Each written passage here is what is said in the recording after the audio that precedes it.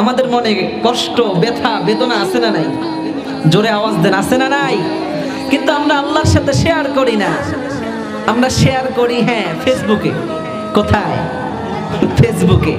মনে দুঃখ, ফেসবুকে একটা স্ট্যাটাস দেয় যে আজকে মনের মধ্যে অনেক বেদনা, দুঃখ, কষ্ট। যার দরুন দেখা যায় মানুষগুলো এগুলো লিপিবদ্ধ করে।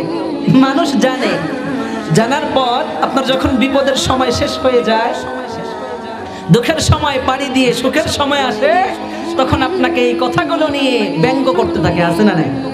গ্রাম্য মহিলাদেরকে দেখবেন যে পেটের কথা যা আছে সব বইলা দেয়। নাই মনে হয় আপনাদের ভোলাতে, সরি আমাদের ভোলাতে আছে, আছে, যা আছে সব বলে। আবার যখন ঝগড়া হয়, ঝগড়া হয় কি হয় না? ঝগড়া হওয়ার পর এই যে 4-5 বছর আগের যা কথা আছে সব টানাটানি করে, কি করে না? তাহলে আল্লাহর সাথে শেয়ার করতে হবে, প্রভুকে মন খুলে বলতে হবে। মানুষের সাথে শেয়ার করলে শুধু কষ্ট পাওয়া যায়, ব্যথা বেদনা পাওয়া যায়।